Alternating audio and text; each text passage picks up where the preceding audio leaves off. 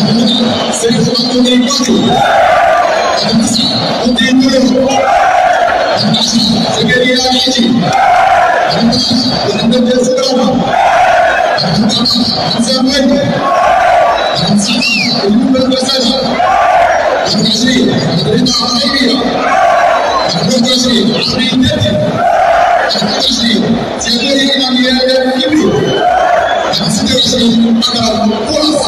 بدأت المباراة بين مولودية الجزائر ومولودية وهران، بدأ الأنصار المولودية يحتفلون بالألعاب النارية في الدقائق الأولى من المباراة.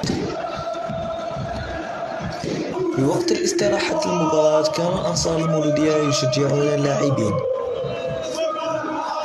في الشوط الثاني أتى الهدف الوحيد من رقم 10 زكريا نعيجي لمولودية الجزائر.